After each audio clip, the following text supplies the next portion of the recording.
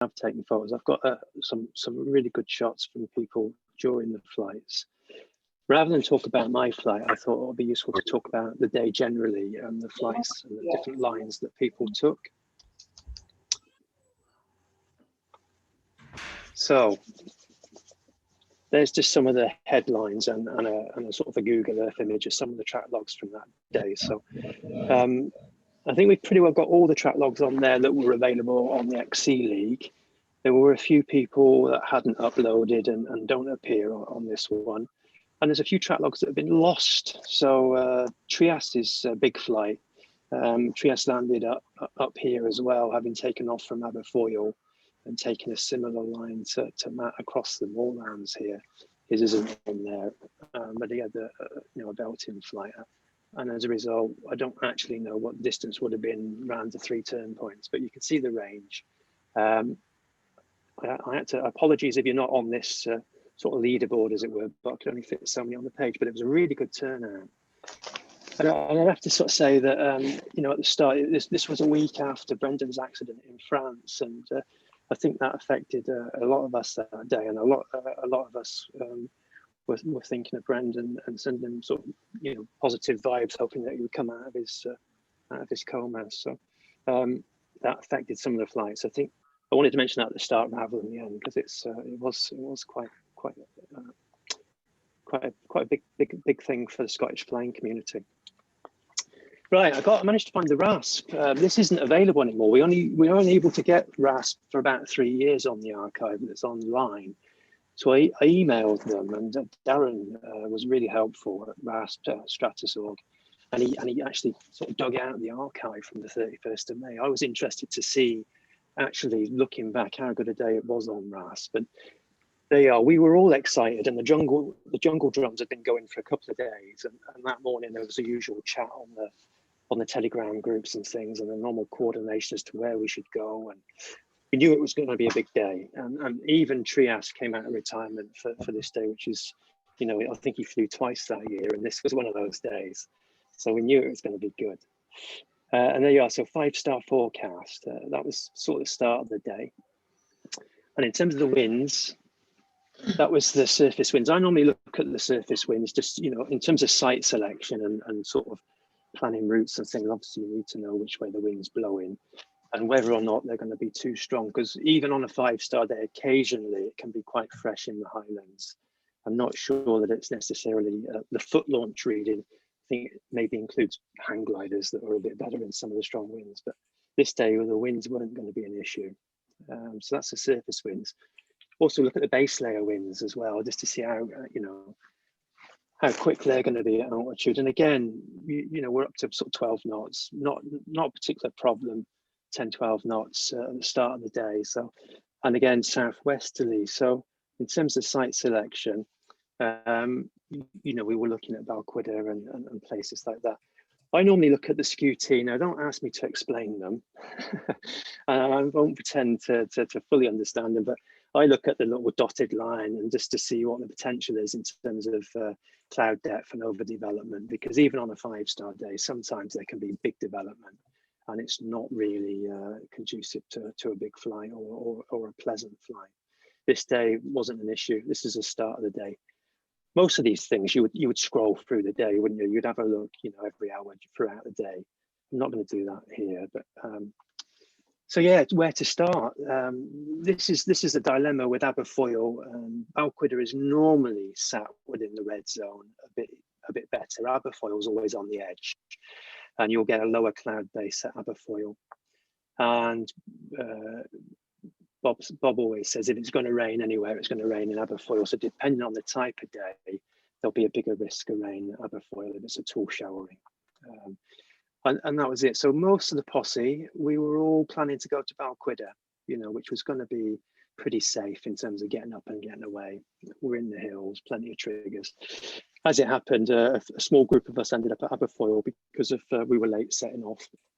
And actually, it worked out to our advantage because it's probably 20k as the crow flies from Aberfoyle to Balquhidder. And on the day, we took off an hour earlier, and we got to Balquhidder just as the folk there were taking off. So we were always 20k ahead. So it worked out really well. That's sort of thermal height. So, you know, it was clear that we were going to be getting some really good height over the cairngorms. I mean, RASP always rasps over the cairngorms because it takes into account sort of cloud base or thermal height. But you have to factor in that the terrain is 3,000 foot plus in a lot of places. So you really, you know, you do need that height to get over the top of the cairngorm. So that's thermal height, or 175 foot per minute sort of height of lift. Now, in terms of sort of the winds a bit later on, middle of the afternoon, you can already see that in the northeast here, there's something, you know, it's going a bit squiffy. You know, that sea breeze or whatever it is that's just starting to come in the northeast there, and that's always going to be a factor on a good day, is sea breeze coming in from the northeast. So that's sort of setting up there. It looks a bit tricky already. Now, if we roll that on to the star rating at 5 o'clock, you can see it gone. The day's finished. You know, up on the flats out the other side of the cairngorm, the thermals are gone, or the star rating's decayed. Now, the star rating is a function of winds and thermals and thermal height, as I understand it. So partly decayed because of the wind, but possibly that sea breeze is going to knock the thermals flat. And looking at that one, the surface winds again there at the end of the day, you can see that quite clearly. It's coming in from the east and the northeast when we get north of the Cairngorm. So it's going to be tricky. So I think those people that did declare a goal declared around Granton on Spey, this sort of area just out of the hills on that basis. Would you be wise to declare out on flats? Probably not. You might as well declare here. And if you get further, then it's a bonus. I hadn't declared that day. I was just on a sort of little trip out, really. I wasn't terribly organised. But so we know those winds are coming. This one's quite useful, and we normally look at this one, which is the convergence, the max up and max down. And these sort of bright bands, this is 5 o'clock, these are convergence. So you can see that there's a nice line. Well, it's not terribly pronounced here, but I could actually see that. When I was approaching Aviemore, I could see a good finger of cloud that went right out to the coast. And I just was hoping that I could get to it. It was a little bit to the east of where I was. And I think fortuitously, that's what got me a little bit further, was I was still in a tailwind and using this convergence. Trias and Paolo and Tom, they ended up decking it around Glenlivet. Maybe there was a chance to connect with this one, but it's all a bit fickle. You can't really guarantee them being there when you get there, and they go. If you were to look at the same plot at 6 o'clock, they've gone, you know, and we were landing at 6 o'clock. So it was a bit of a slim possibility, but I think it was a big factor in getting me that little bit further that day. So always worth a look. Right, so let's come back. This is the Aberfoyle takeoff, and it's a little tick-infested mound. Really, it's not a massive site. It's not a bad walk up because you can park your car on the road at the top here and walk up the shoulder. And there were just 4 of us. The person who's not in this shot is Alistair Tytler. He sort of had 2 flights that day, and his second flight I think comes back into the animation a little bit later on, but so he's not appeared there. Now, in terms of taking off, I couldn't have asked for 2 better wind dummies really than Trias and Bob, and actually Alistair was off before me as well. I was a bit disorganized that day. I normally get off quite early or one of the first, but Trias is gone. He's flown around a little bit. A cycle's come through. He's taken a climb. Bob's gone. Alistair's gone. And I'm actually worried I'm going to miss the cycle and be 20 minutes behind them. But I eventually get off straight into a climb. And I don't think I'll drop below takeoff height again for the next 6 hours. So that's always, you know, for lower airtime pilots, you know, in terms of taking off, you want to be ready to take off when you see people climbing or at the start of the cycle, just as the breeze starts to pick up. If you wait for a good strong breeze to launch in on a light wind day, the chances are the thermal's already behind you and you're going to take off into a sink cycle or not enough of a cycle to climb. So there you go. If you're looking out across the flats there, we've got Ben Leddy, and then behind we've got the Balquhidder range, which is where all the rest of the posse are.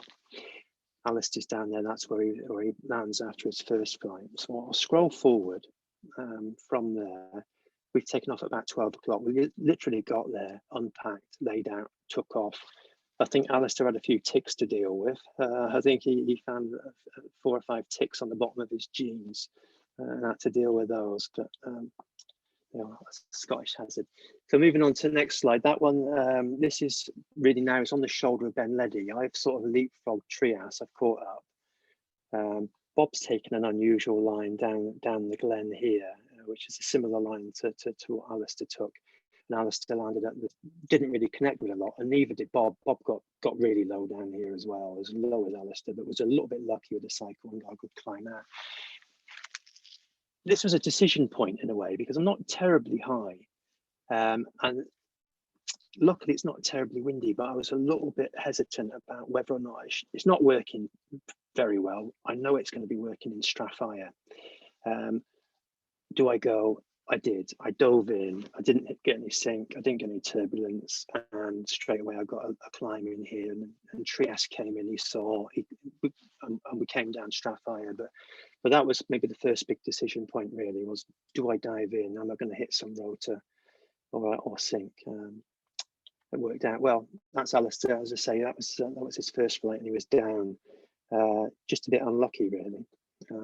He'd done an hour and you know, done 15, 20k, got some good height. You notice that on this is from the UK XC League, and you'll notice that there's provision to do a storyboard, and Alistair's done one. So if you want, actually, some of us did that day, and most of us mentioned Brendan as well. It's sort of, we were hoping that he would come out of coma and it would give him something to read. So that's worth noting, the storyboards.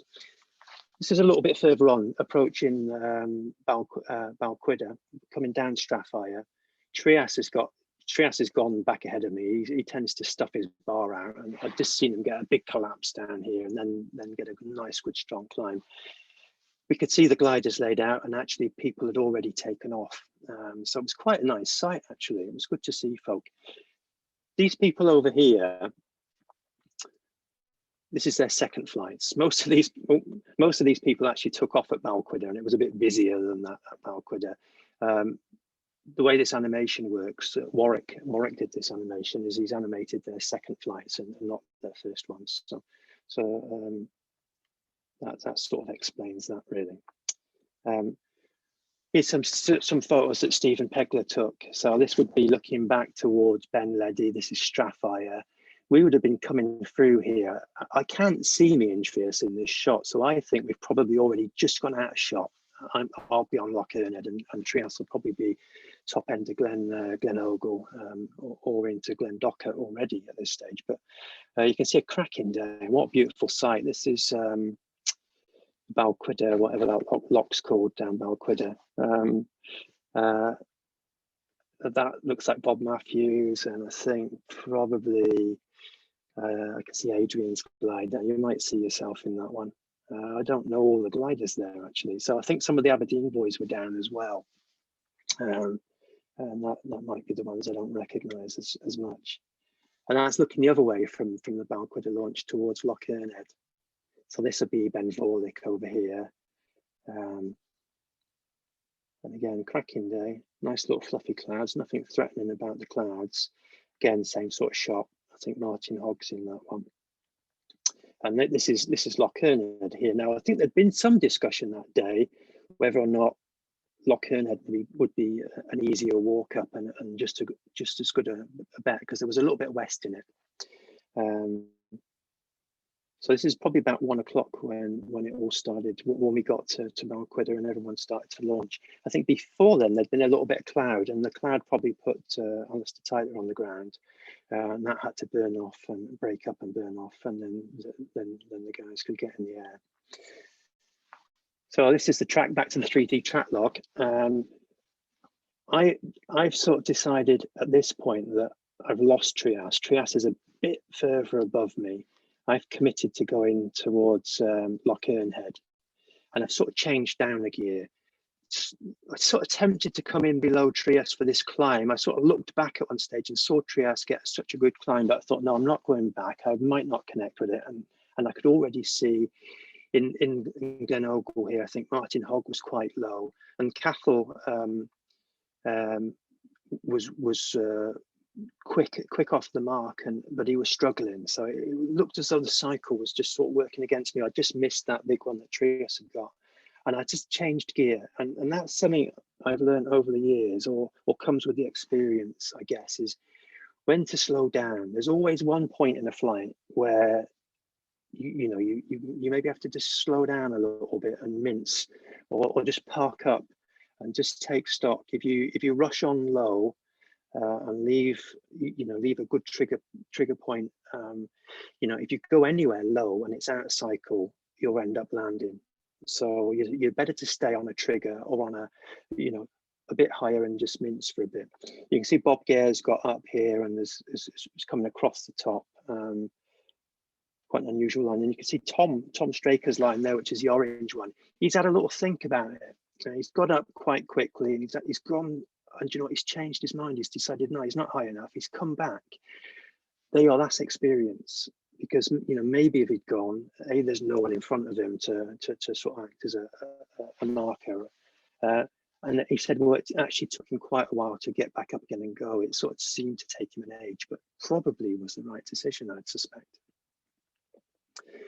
So that's Cathal. He's next to land. I don't know if he had a second flight. He didn't upload it to XC League, and it's not on this animation, but he landed in Glen Ogle along with a couple of other people, actually. I think Bob Matthews and Martin Hogg landed in Glen Ogle there as well. I'll just highlight Adrian's position there because he took a nice photo.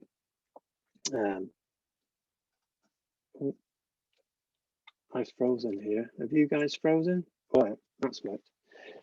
Not quite sure what happened there. This is Adrian's first photo, and he's looking, he's just got up, as I say, on that, and he's looking at the transition across to Glendocket, Killin, the Lawes Range over here, Ptarmigan and the Lawes Range. And that sort of shows I actually was parked up over here trying to get up, and my line took me along the clouds a little bit more across the lake. I'll illustrate that. A couple of us went that way. It worked for me, but not for Stephen.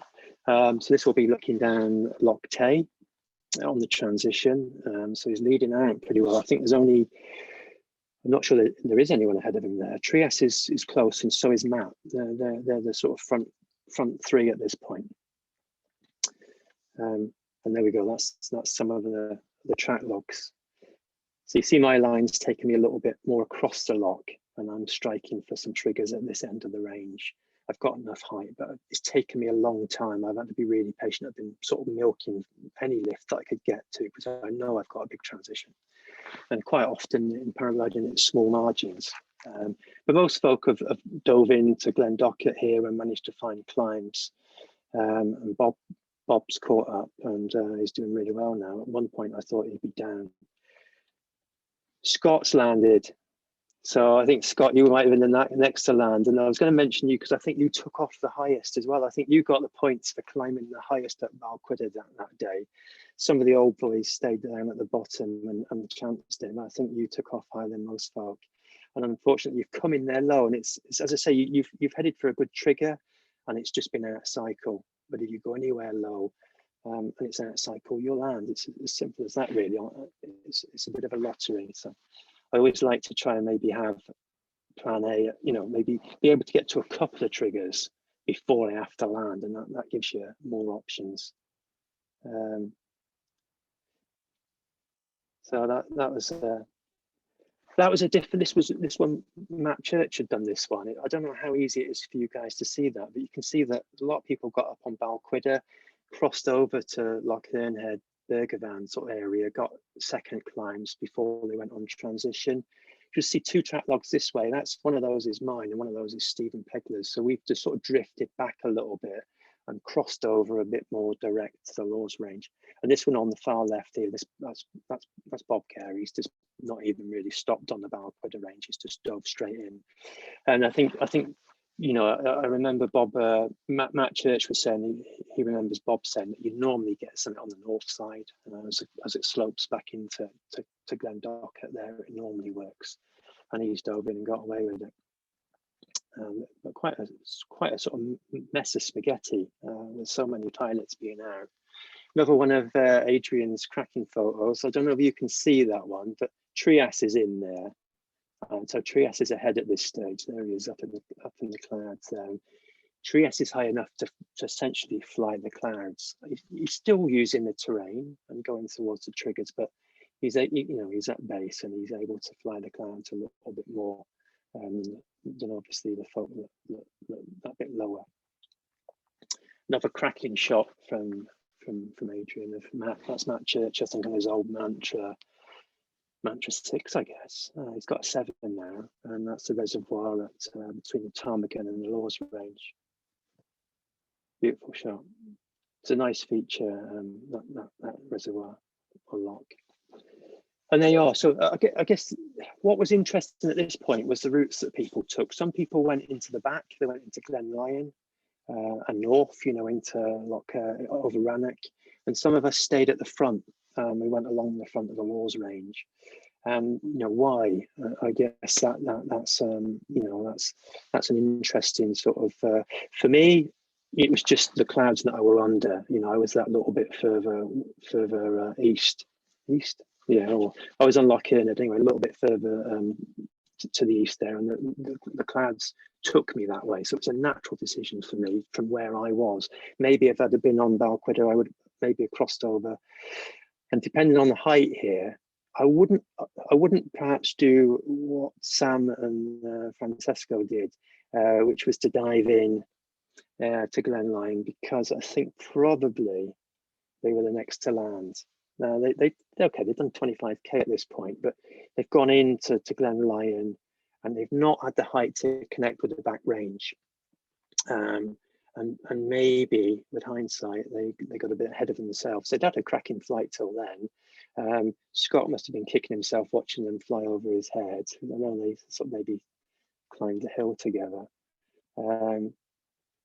Quite a few people brave. So Trias has been able to fly the clouds, and he's gone straight over, you know, and straight into you know, he's got a good climb off the back range there. But had he not, he would have just carried straight over. He's committed, and it can be tricky in here. And I know Fred and Graham came in a little bit. Graham Saunders came in a little bit later as well, and they had a nervous 10 minutes or so trying to get out the Lions.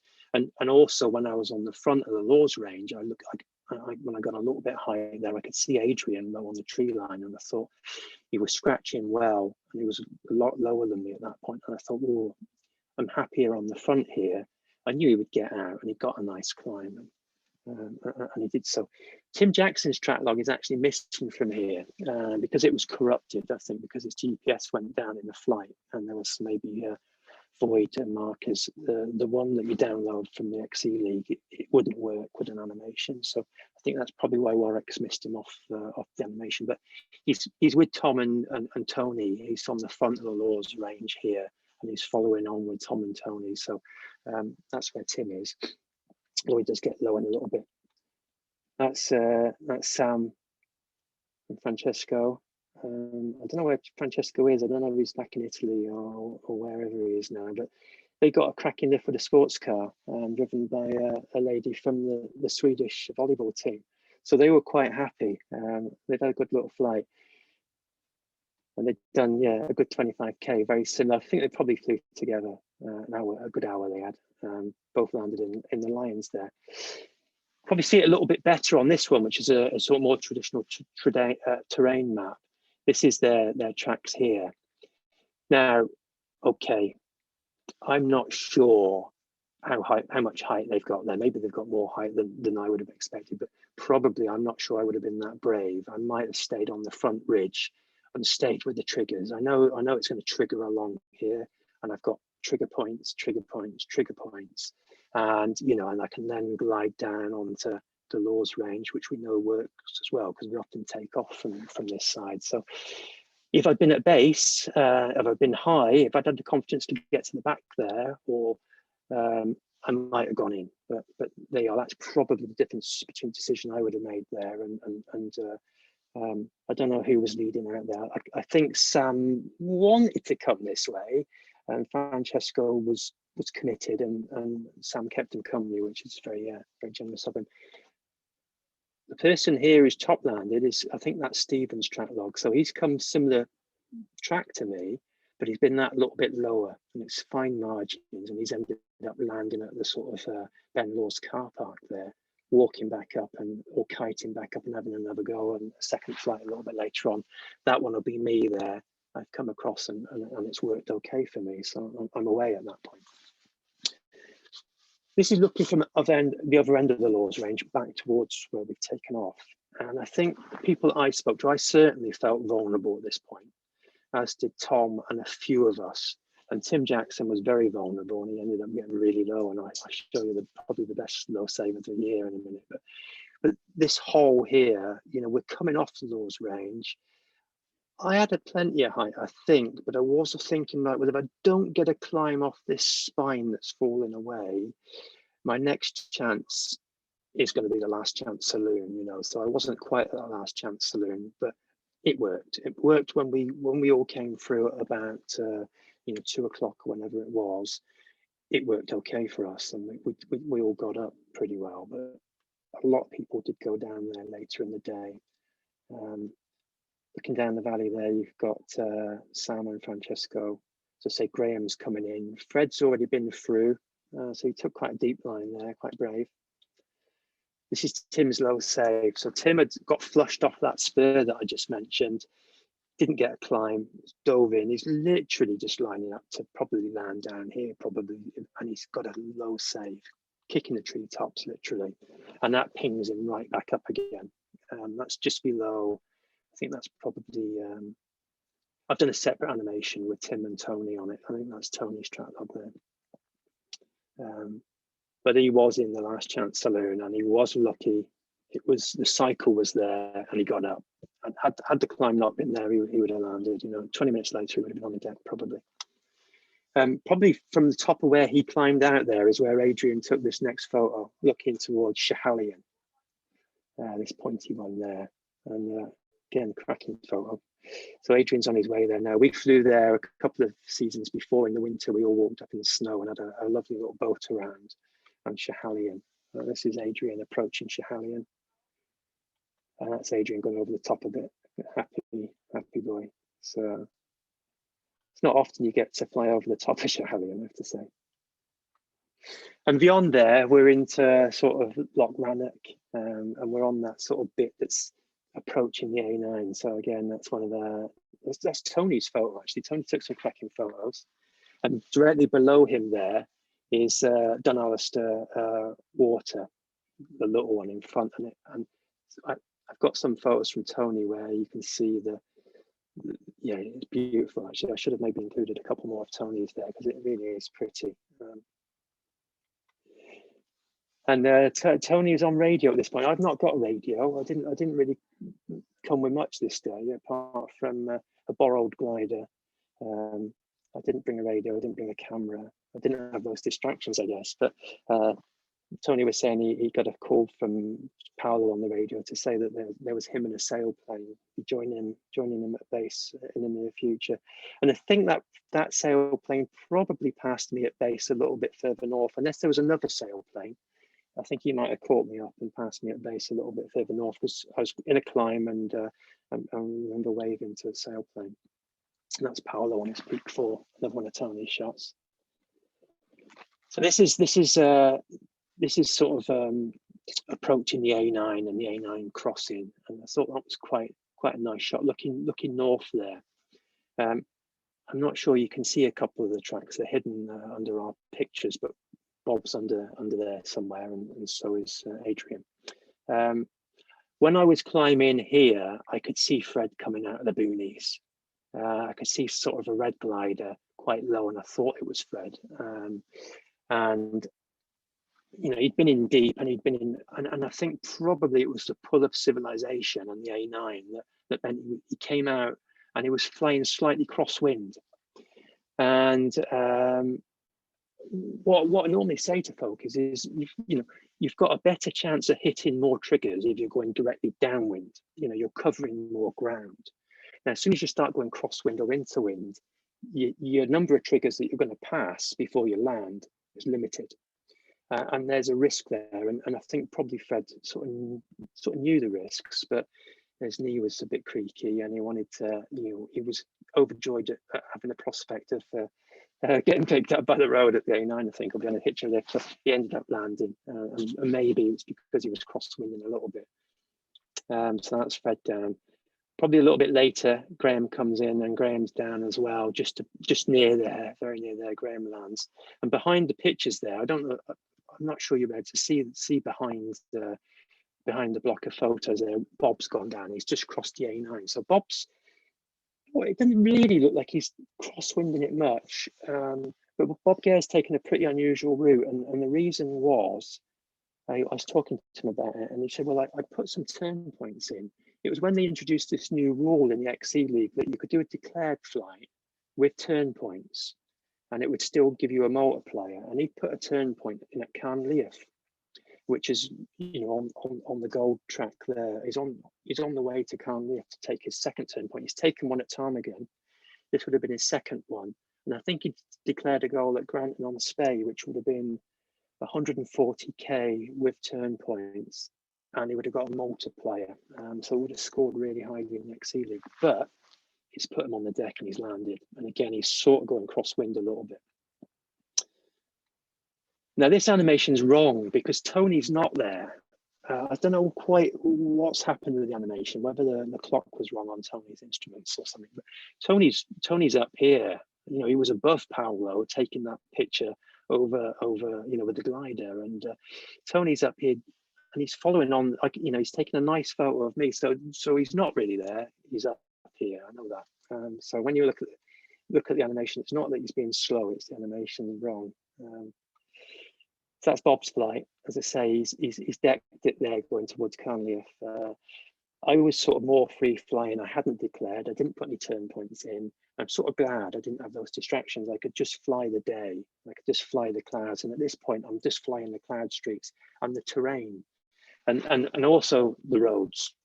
One of the guys I know did a lot of research into bird flight down at Oxford University, and the birds have these built-in compasses and things. But one of the things they found is even the birds follow the roads, and it's not because they're lazy and they want to hitch a lift, but they do use the roads as features as well. And you have to remember the A9 is sort of like at a low point, and the terrain's rising both sides. So I was flying more along. At this stage, I'm sort of heading north. I've not crossed the A9 until a bit further north.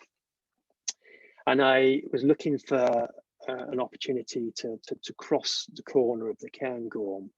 And when I saw this view, this is a view that I would have seen a little bit earlier, a little bit further back, and it just looked really inviting. And I dove into here. And I'm actually in this photo. This photo was taken by Tony, who's sort of behind me. And I'm actually a few pixels just below, or just in that circle there. You can't see it on this photo, but on the original, you can clearly see that I'm there. Yeah, so I'm not gone as deep as Matt and Trias and Adrian. I'll maybe show you those track logs in a minute. But anyway, you can see Matt and Trias to the right there. They've gone a little bit deeper in, and they're going to more. This is the Feshy Glen scar that comes quite a long way in. So again, it's quite a natural place to cross, in that when you get to there, you can get a track out. But now you see, I'm doing the best I can now to stay high, because it's a Cairngorm.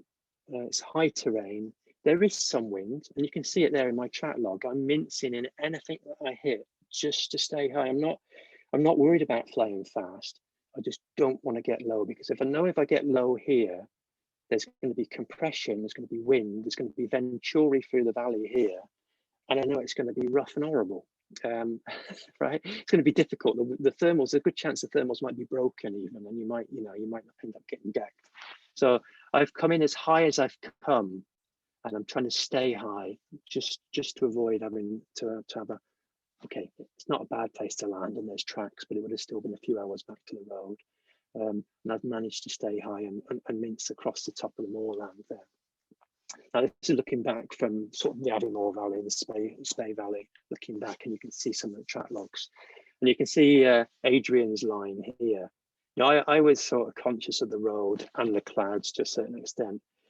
And I did speak to Adrian about, I think Adrian's a bit like a moth. Moths are drawn to the light. Adrian's just drawn to the mountains. I think it's in his blood. He just likes to go into the boonies, I think. But he had been at a festival all weekend. And I'm not sure he was... well, I'm going to call it a slightly psychedelic line anyway. He'd been drinking at a festival all weekend, and I think he maybe clouded his judgment, but he managed to get out. But he went in deeper than anyone else, really. Quite a nice line. Not necessarily fast, because he was ahead of me and I'd overtaken him now. He maybe got low, and he did say it was rough and windy down low. So they are. Now at this point, Matt's landed. So Matt's come into Glenfeshie, he's crossed to Cairngorm, but he's got low on the other side. It's been outside Corn, he's landed. He must have been pig sick, because he must have been able to see that Trius just catches something in the valley, manages to get back up onto the hills and keeps going. But Trius was quite low there as well. But it's one of those, I suspect they were racing each other, to be honest. A little bit of rivalry between Trius and Matt. At this point, probably Tony's just under me. Tony's come full bar across the top of the hills here. I think it was quite brave, because he was quite low this side, but he could see that I was in a climb, and he came in and joined me, and he managed to get up, and we scratched down the valley here in some sort of fairly weakish climbs down towards Aberfoyle, but he was always one thermal behind me, and a little bit lower.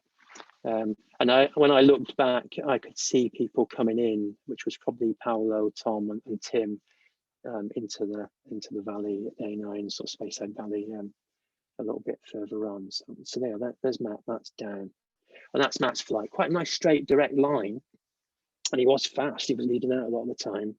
3 hours. He's covered 84 kilometers. He's flying at a good pace, and he's got some good height, but he's down. But he's made it to civilization. He's not got too much of a walk, so I guess he's happy. He's had a good flight. So that one's just looking along those track lines, and just to sort of show where Adrian is now compared to where I am. We were quite close a couple of hours earlier. We were within a couple 100 meters of each other, probably a few 100 meters of each other. Now we're probably 5-10 kilometers apart, and I've sort of overtaken him, really. But he's taken a beautiful photo again. So normally when I do one of these, it's because Adrian's taken a photo. And that's Adrian coming towards Glenfeshie. And you can see the height of the terrain. So, although we've been at 6,000 feet, you don't glide, and we're coming downwind, that terrain's coming up to meet you, and you've only really got, a few thousand feet above it. But he makes it. Matt must have had this same sort of glide before he landed in this same valley a little bit further on here. So what a shot. Beautiful picture. And this is, you can almost sort of sense the relief in this photo. He's made it to civilization. So Adrian's in Aberfoyle. He's just behind this hillock here. So this will be Aberfoyle, and he's made it. And I've watched Tony land in one of these fields, and gone on to get probably my best climb of the day over Aberfoyle back to Cloud Base. And I was sort of, I was tempted to I'd had 5 hours by this stage. I was tempted to land with Tony and have an ice cream and a beer and some chips, but I wasn't going to. I thought, right, I remembered, I remember Brendan and you wouldn't have landed. The day wasn't finished, and I remember also that the last hour of the day is often the best, and it was for me. I covered a lot more distance. So that's Tony landing down around about there already at this stage. Had been done not quite 100k, but not far off. He'd had a cracking flight, and he probably used his bar a lot more than a lot of folk to catch up with me. And I feel sort of partly responsible for landing, because I was mincing around in a climb waiting for him. And you know, it was quite weak higher up, and it was sort of non-existent lower down. And I think he came in to connect with it, and it wasn't there for him, and he ended up landing. So I feel a bit bad about that, but he had a good flight. And again, Tony's done story, so I refer you to the story. It's really good. We're talking about the chat on the radio. I think Tony had spoken to quite a few people along the way, and he tried to radio me a couple of times, but I don't like the distraction. I don't fly with the radio. I've got a spot and I've got a phone, and I feel that's enough responsibility. I don't team fly very well. I would have probably turned it off anyway. Because, you know, would I have made different decisions? Probably. Would it have put me on the ground? Possibly. So there you are. That's the stragglers. That's who's left in the air, and that's the lines we're on. Tony's already landed at Aviemore a bit further on. That track log's wrong. Bit slow again, and this is probably about 5:30 now, and Trias is down as well, and shortly afterwards Adrian would have landed. So it's just a few of us in, and Tim Jackson's bimbling along here behind somewhere. Tim doesn't land until gone 6, so I'm guessing Tim will be back, you know, round about here somewhere as well, coming along the way. We'll have a look at Tim's line in a bit. He took a scenic route, shall we say. 5:30, so still time left in the day. Trias managed to get another couple of good climbs. You know, there was another half an hour, what's that, another 15-20k to be done probably on the glide, which is all I've really done, really, is you know, an extra glide downwind, and that's been a difference. But that's Adrian's track log, psychedelic line, I'm going to call it, across the boonies. It's got low, he's got out, he's a happy guy. He's done 110 kilometers. You know, he's had, what's that, 4.5 hours flying after being at a festival with very little sleep, I suspect. He's got some good height as well, 6,200. Some of the guys got even higher than that. That's probably that. I topped out at about 6.3, I think, but a couple of the lads got to 6.7. So again, Adrian's done a storyboard, and there you are, happy guy, big smile. I think he's probably smiling for a few days. I think he'd been smiling all weekend, probably. There you go. Interesting thing, our track logs at just after Aviemore crossed. That, okay, I'm ahead, I'm 20 minutes, half hour ahead, but he was at the same height on the same track, and he turned right. He just doglegged a little bit, and I just past that point, I got a great climb all the way to base, and you just those fine margins. Okay, I was there a half hour earlier, but and that's kicked me on to the next climb, and you know, a couple more climbs before the day's finished. You're obscured here. I wanted to show the line of Tom and Paolo, because they've doglegged a bit there. They've made a decision to go back towards the hills. And the same hill, the Cromdale, I think it's Cromdale Hills.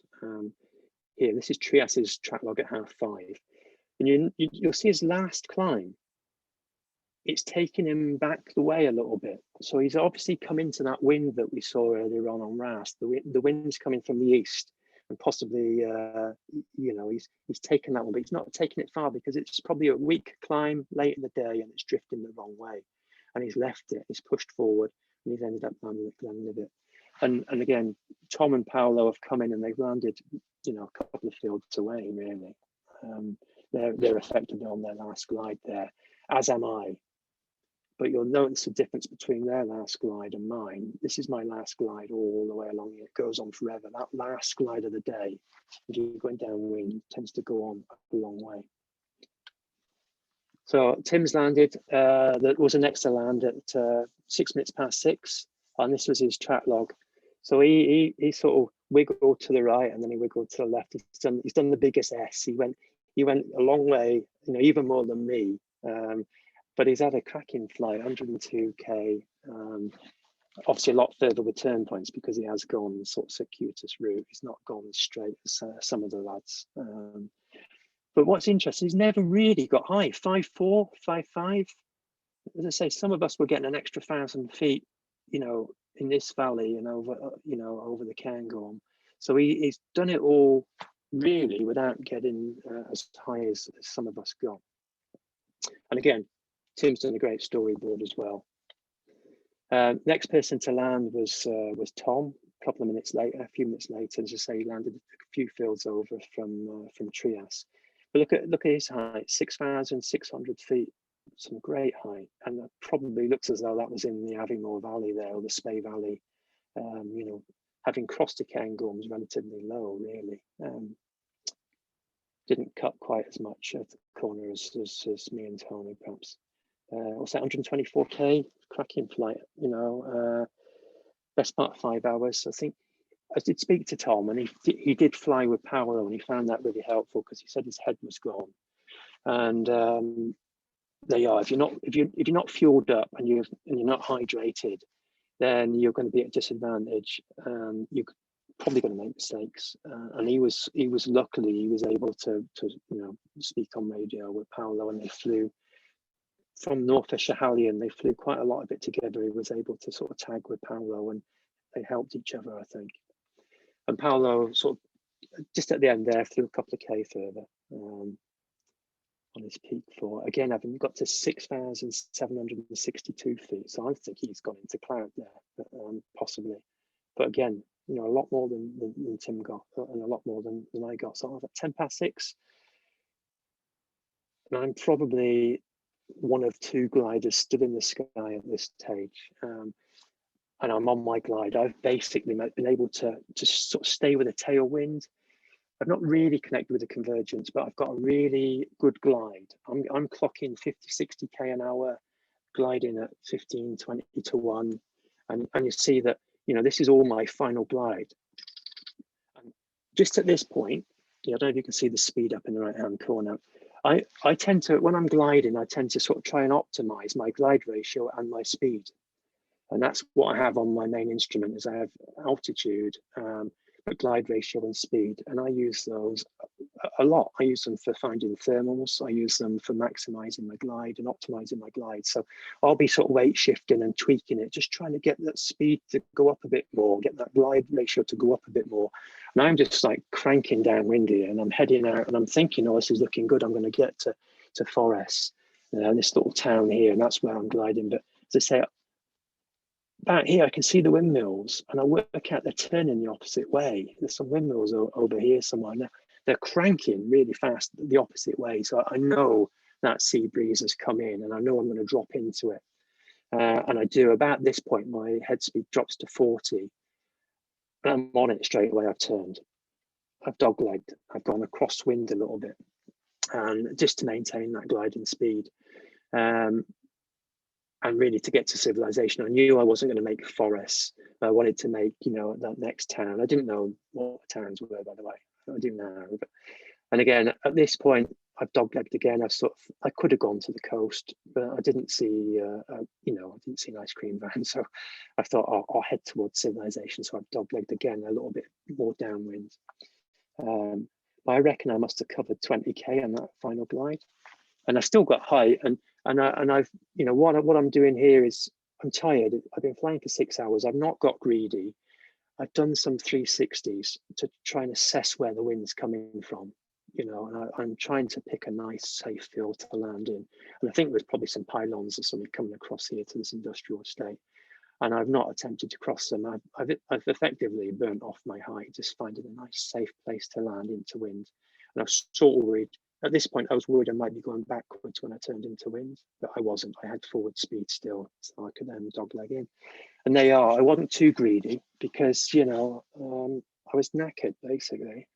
Not too tired, but I didn't want to risk it. I was on a borrowed glider, and I didn't really want to risk it, but landed there, got a taxi into town. I gave up hitching. I got a taxi into the train station and got the train back. So that's probably almost the last person to land, having done 160k straight line, 173 return points, not quite snaked as much as Tim. And the difference between my flight and the guys that went to Glenlivet is really that final glide. I just stayed with a tailwind and got a nice climb. When you've got a tailwind and it's going the right direction, you can just drift with a weak climb. Whereas if the wind's coming the other way and you take a weak climb, you're going to end up further back. So you haven't really got that option. So that's worked for me. I did a storyboard as well. You know, a few of us did them, as I say, and we were hoping that Brendan would be able to read them when he was recovering. Now, the last person to land that day was John Moore on his second flight, and he's landed a little bit later. and he's gone along the way. He's not gone north. I suspect his mates are following along in the car along Loch Tay, and he's just got in the car and they've had a nice retrieve home. But you'll see a few other people have landed. So Stephen's second flight, this is that hole that I identified earlier where we were all a bit worried. Well, Stephen's gone down there.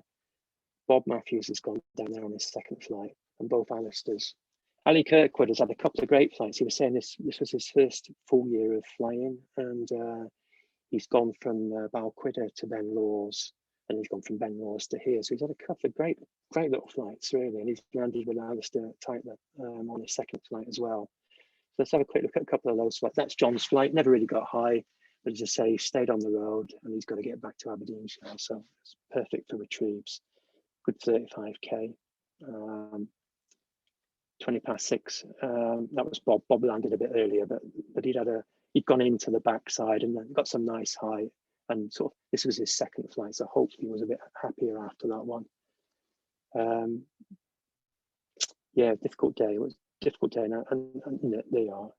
I'm not saying that Bob was affected by Brendan's accident, but I think probably out of all of us, he took it however no. So maybe that may be part of it explains his not a successful day, shall we say, but we all have them, we all bomb out. That's Alistair's second flight, landed in a similar area, having done another 40k.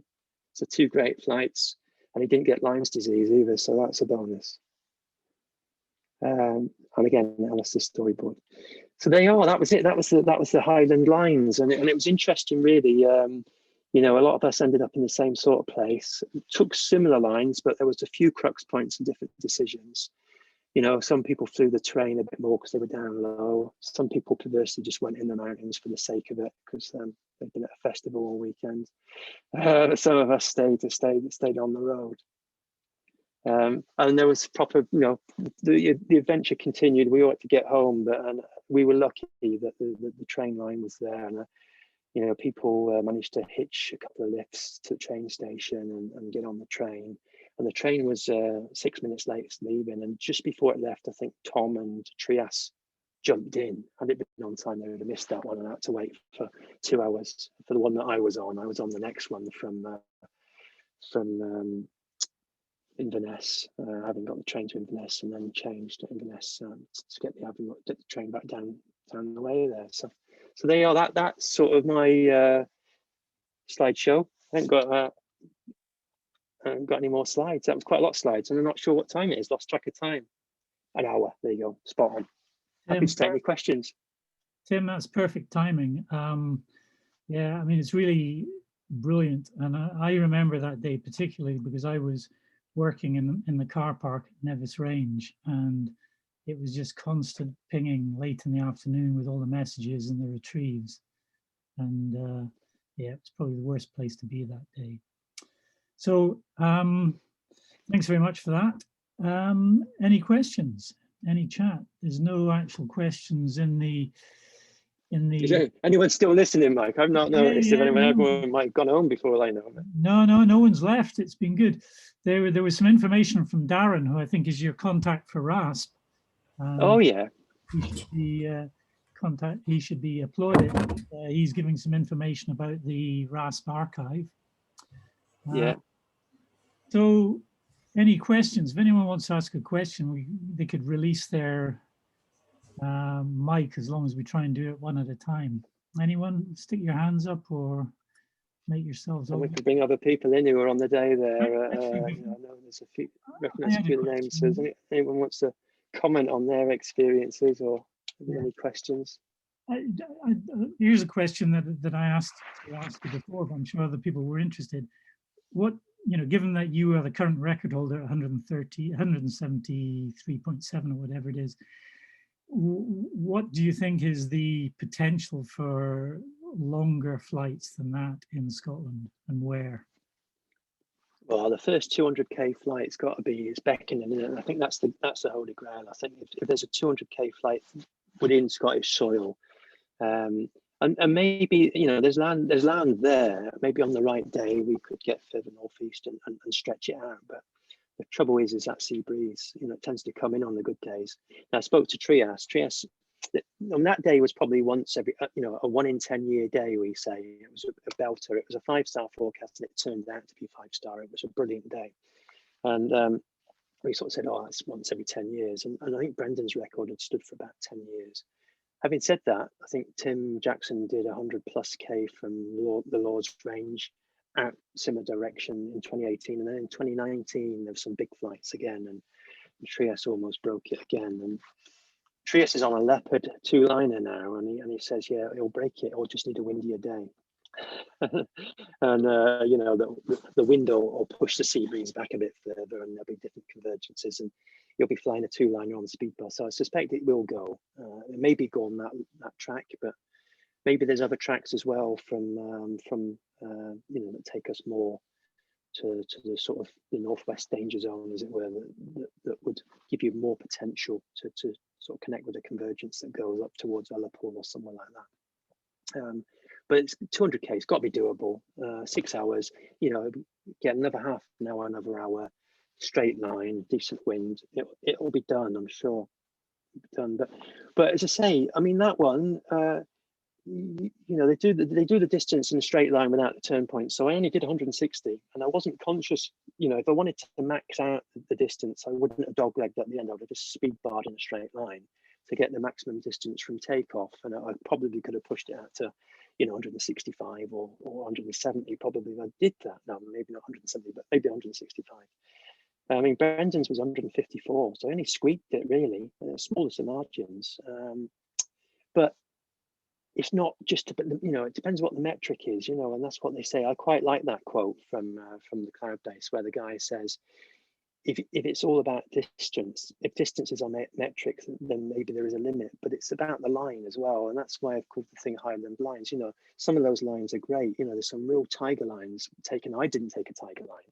I mean, I got the longest distance, but I probably got the safest line. I was never out of sight of a road pretty well. I was only ever facing a walkout at one point if I bombed, otherwise I was pretty well on the roads, not at all brave, and you look at Adrian's line and his photos and you think, right, well, the aesthetic of that line, and some of the boys that went into the Rannoch, you think, right, well, yeah, that's proper adventure flying. That's not what I've done, so really, I haven't even had the best flight of the day. I've had the longest flight of the day, and I was happy. A 6-hour flight was fine, but it's not necessarily the most picturesque or scenic or the most brave line, so they are. It's not all about distance, is it? And as I say, the only reason I went further was that final glide, really, and the fact that I had 20K at the start. Took off an hour earlier. Otherwise, Tom and Paolo that took off from Balquhidder. I do wonder if they'd followed my line, they would have probably landed further than I had, I suspect. But they doglegged, and I didn't get to speak to Paolo about that. Tom said his inclination would have been to fly on my line, but he followed Paolo, and Paolo was maybe going towards Ben Reen's and places that he knew, flying sites that he knew from being in Aberdeenshire. So, right. But yeah, and 200K day, it'll happen. Good. And what about any of the other pilots that were there that day? Any comments from Fred, Graham? Who else was there? There were other folk there as well that weren't on the track log. So people like Rob Beattie from the Borders, I think, came up, and he had a nice flight as well. But I've not got his track log, and I didn't speak to Rob. So apologies if I've not directly mentioned folk. I know Martin Hogg had a decent second flight as well, and landed past the Lord's Range. Stephen had a couple of good flights. Yeah, I think Fred mentioned everyone, but Bob. I was with Bob for a while. Bob had a great flight, actually. He wasn't particularly thinking to go anywhere or do anything, but he kept going into cloud because it was just so fantastic and so high. And he ended up, actually, he never dropped below about 5,000 feet and ended up at Kinloch Leven. And it was it was a great day, actually. And incidentally, from my own point of view, I lost my wallet, my phone, my glasses, and I borrowed a phone and reported it. And then when I spoke to my wife, she said, "Oh, you must be really upset." And I said, I'm not. I feel really good. I didn't give a toss about my wallet. I had a really nice flying day. Excellent. Thanks for your talk, Tim, by the way. That's lovely. Yeah. And it was you on the Red Glider. You were on a Red Glider, weren't you? I was, yeah. Yeah, I thought it was you. Yeah, and there you are, crosswinding it towards the lure of civilization. That's probably what put you on the deck, Fred, I suspect. Well, good yeah. In about 2 months from now, I'm getting that knee replaced, so I'm curing that problem. I'll be with you next time. That's it. No excuses next time then. And no excuses, exactly. I think Adrian's there, and are you wanting to add anything about the tiger lines, Adrian? Yeah, psychedelic tiger line. I think Tim probably summed up my flight quite well there. It didn't make it easy for myself. So I got pretty low early on in Glen Lyon, I think, which would have been a long walk out, but I managed to scratch my way out of there, and I think not quite sure what drew me into the mountains other than just there was mountains there. I was probably just running out of ideas, I think, and kind of just naturally gravitate to the boonies, as Tim says. But it wasn't, it definitely wasn't comfortable in there. It was a bit of a scrap getting out. And then by the time I did come out over Aviemore, I was absolutely knackered. I kind of just bimbled around sort of Aviemore a bit, thought about landing, and then I think I got a bit of a climb. And then sort of glided a bit further away from Aviemore, and that was sort of last leg. But some great photos though. Yeah, I mean, I was delighted to pull it all together. Managed to keep my shit together for 5 hours in the air. Good flight. Pull off something nice. Yeah.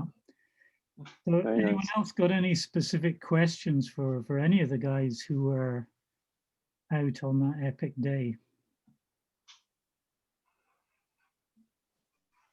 Everyone's gobsmacked. There you are. That's good then.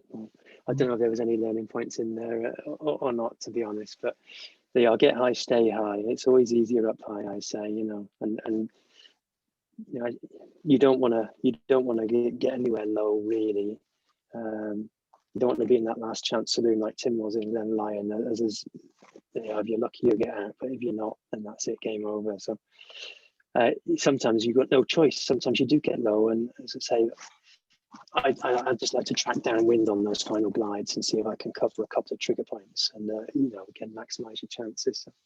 So, it's not rocket science really. I mean, it was just a bimble. It wasn't my best flight in Scotland. As I say, it happens to be my longest, but certainly wasn't the most challenging. In fact, as I said, it was never lower than takeoff for the whole flight, and I only worried once on Loch Earn that I was a little bit low, but I was still above takeoff height, and at the end of the Lord's range, I was slightly worried. Other than that, it was probably the easiest flight I've had, apart from an endurance factor.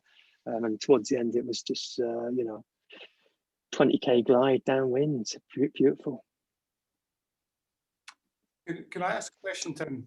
Just as a complete beginner, really. How much of your sort of time is spent either, looking at clouds versus looking at terrain for these kind of flights? Is it half and half, or is you so high you're constantly just looking at the clouds?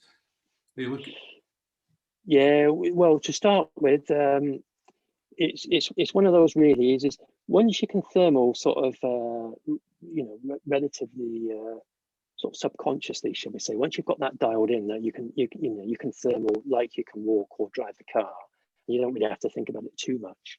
Okay, it helps to concentrate, obviously, and you normally climb better when you do. What I tend to be doing is looking around when I'm sort of halfway up that climb. I'm trying to take in as much data as I can. So you're looking what are the other pilots doing, what are their climbs like, where's the next cloud, what's the cycle doing in terms of like when I get where am I going to go next, that's sort of where I'm going to go next. You start that sort of halfway up. Well, I do anyway, and then I sort of maybe concentrate again, and I sort of get to the top and I'm going, or I'm at the top and I'm just mincing there, or I'll just stay there a little bit because I've not decided. But so really the start of that flight, a lot of it was terrain. So okay, so you're onto the Ben Ledi. I'm flying. We're flying the terrain. We're flying the triggers.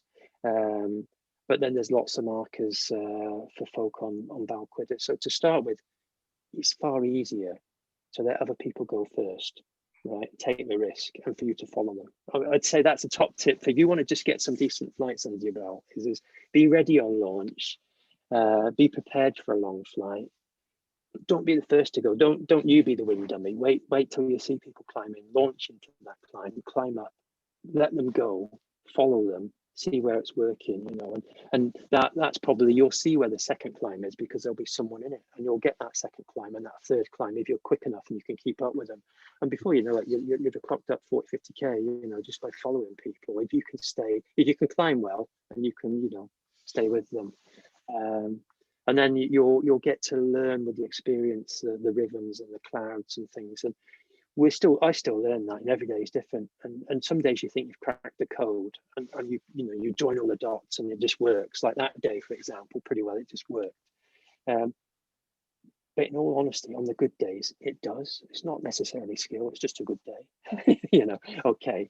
Yeah, there are a few tricks and things, but you do try and sort of. You try and sort of get with the rhythms of the cycles, really, because you don't want to be going through a cloud that's decaying. You try and sort of time it, and sometimes you have to speed up and slow down. So that's what comes with the experience, is when to change gear, when to slow down, because actually if you keep flying fast now, waiting for the big climb, you'll be on the deck.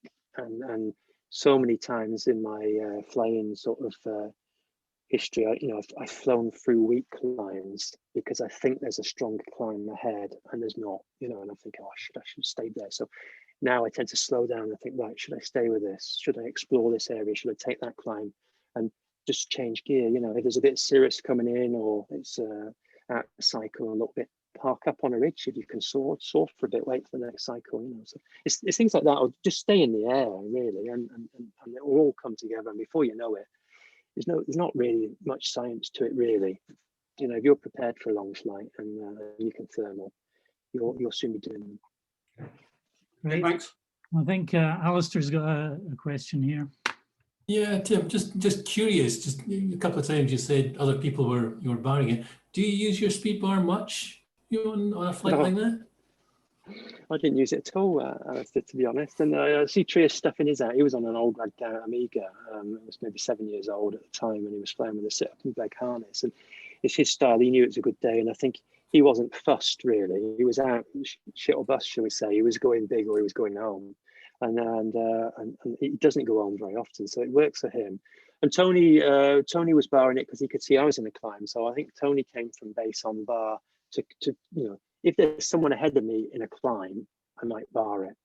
But on those downwind bimbles, and again, there wasn't a lot heavy sink. If I hit a patch of heavy sink, I would have barred it through the sink. You don't hang around in the sink in there too much. But otherwise, I didn't bar it. But I am flying quite fast anyway. I climb quite reasonably fast. I'm not a slow climber, and I'm flying heavy on a glider that's probably trimmed quite fast already. So if you do look at the actual average time over track, or average speed over tracks, shall we say, you can see people are flying at different speeds. And my average speed isn't too bad. It's up to sort of near a 30k an hour, I think, sort of average speed over the track. So no, I don't bar it at all. And I should do. I should use the bar a bit more. Triangle days, you have to. If you're doing circuits from Glencoe, you're going to be using your bar a bit more. But downwind, nah. So there's no real advantage. You could do the downwind flights on an A or a B glider. Okay, maybe not as well because it is fine margins sometimes. But bar wise, the D gliders don't really have the advantage downwind. Anyone else? Maybe I should use it more, Al. But... Anyone else? Tim, I've got a question, if I may. Just approaching a new season and providing. How you doing? Not bad, you? Yeah, sound. Just coming up to a new season, just food for thought for us all, really. What did you do to prepare for this day? Were you completely unprepared and you just threw the glider in the car, or did you have like the P tube and a plan, and did you be well hydrated? Did you have plenty to eat? Did you all those sorts of things? Well, are there any pre-takeoff things that you did to sort of say, right, today's the day, let's go? Yeah, I sacrifice a shrew normally. No, I don't. No. I tell you, I'm a bit of a saddo. I don't do much in the winter, but this time of year, like at the moment, I'm on my spring diet, so I'm trying to lose 4 kilos at the moment to get down to a fighting weight. And I'm trying to get fit, so I'm off the beer, I'm off the coffee. I'm trying to get a little bit of core strength, a little bit of fitness, and lose a bit of weight, so I don't have to carry it up the hill. So I guess I do some sort of, I won't call it training, but I do that. I do that every year, and at my age, you sort of need to, otherwise I'll not be getting into these suits for work. So that's what I'm doing at the moment. So I don't need a coffee. I'm not dehydrated because I've had a beer. I don't use a pee tube, but I'm turning up to the hill and I'm hydrated, you know. And in flight, I use I drink Lucozade, not a lot. A slug of sugary drink really does give you a bit of a concentration boost.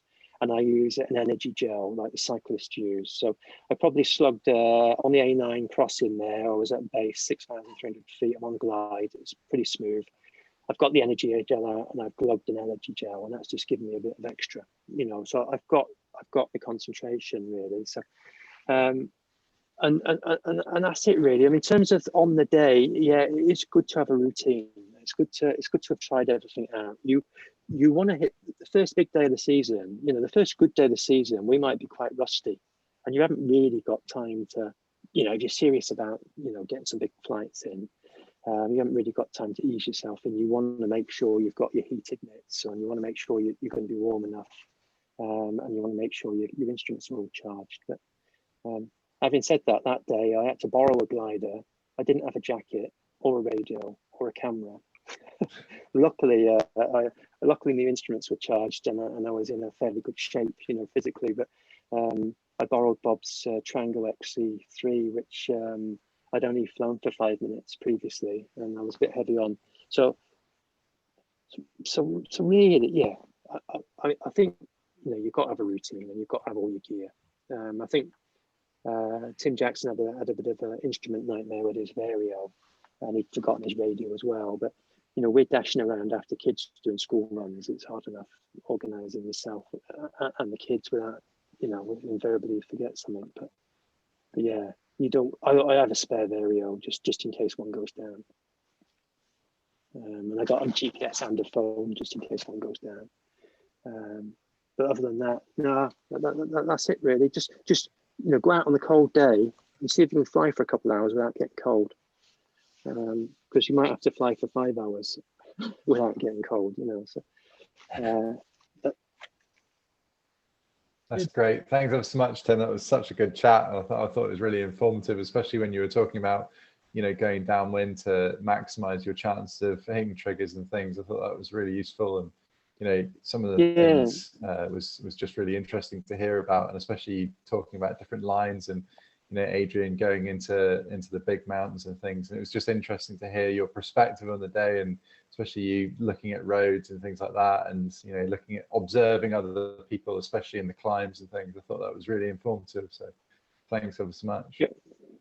No, that's good. At least the slides are there now as a sort of record of the day. Different people's photos are all in the same place with the weather and things. So hopefully that'll be there as the, okay. I'll maybe put the talking notes on there, so there's a little bit of a learning aid in terms of some of those nuggets, but not a lot of wisdom, I'm afraid. It's not rocket science at the end of the day, is it? It's point it downwind and then turn in the stuff that's going up, you know. I think it's a bit more than downwind, but anyone else? Any other questions? Any other comments? Last chance. Just to say thanks again, Tim. It's really interesting just to see all the flights together in one place. And well, Warwick did the track logs, which was really good. You did all the photos, you and Tony, and some from Stephen as well there. So thanks for you guys, really, because I have nothing, and that's the thing. On these big days, I'm not using up any new bandwidth taking photos or answering radios. I'm just sort of a bit focused. So none of the big flights I have no photos of any of them really. So I'm grateful for you guys, and it's quite good getting the RASP stuff as well. So that's there for posterity as well, you know. So for next time we get a big Aberfoyle day, we can tuck our trousers into our socks and take off and see if we can do it again. Yeah, just say cheers, Tim. That was nicely put together. Thanks. Good. Cheers, Tony. Thanks for the photos, mate, and for the storyboards as well. Yours was particularly good. I think all of them were. There was some really cracking stories that day. Well worth reading back over. Yeah, it was. It was difficult, wasn't it, with Brendan being in coma and that still. It did. Certainly we've all mentioned them in our storyboards, haven't we? So there you are. It is what it is. But good. Great. Well, guys, thanks ever so much. There are any more comments? Thank you very much indeed again, Tim, for a really well thought out, good presentation. Just a reminder to everyone, the next one. I see that Darren's. Sorry, Mike. I was just saying. I see Darren's coming at the end there from RASP. Thanks ever so much, Darren, for that. And may well be we'll take you up on that at some stage in terms of sort of RASP related questions. We'll maybe pop you an email and maybe see if we can get something organised, because I don't know if I'm looking at the right screens sometimes, and they sort of work for me, but we could probably be a bit more scientific about how we use RASP, Mike, couldn't we? That might well be worth a session at some stage in the future. Yeah, I think Darren's going to get contacted quite soon to see if he would be up to one of these. I'm happy to help, guys. I mean, Tim, thanks for reaching out. I hadn't realised how epic this day was. I think from my point of view, it's just another aid to help you guys pick out a good day, a good safe day with the right conditions, and help you plan ahead. I was going to ask as well what you do before the day. I mean, I come from a sailplane background myself, and I'm down in the flatlands in East Anglia, but all the things you mentioned, they apply to fixed wing. We're looking for the same stuff in the same space, in the same way. So quite happy to run a session another time. I'm no expert, but I can hopefully answer questions at a later date. No problem at all. Cheers, Darren. Thanks so much for your help, mate. Really appreciate that. Yeah, Darren, you're now officially signed up, so we'll be in touch. I think everyone would just ask you to make a few more red bits as the season. I'll see what I can do. It would certainly help everyone up here. But yeah, so yeah, thanks once again to Tim, to Darren, and to everyone who helped Tim put all that together. It was really good talk. The next one is the 24th of March, and it's Warwick, Lister K, talking about flying in the Highlands, which is something that we all want to do more of and we enjoy. Followed by Shemek talking about trackers, GPS, in-reach spots, etc., which again is something that is relevant, especially when you're doing an Adrian and flying across the middle of the Cairngorms. So unless there is anything else to say, I think on behalf of everyone, thank you very much again. Yeah. Thanks. Yeah, thanks very much, guys. Good presentation. Enjoyed it. Thanks a lot. Cheers. Cheers, guys. Yeah, thanks, Mike. Thanks, Tim. Thanks all. Nice. Bye-bye. Bye. Bye, guys.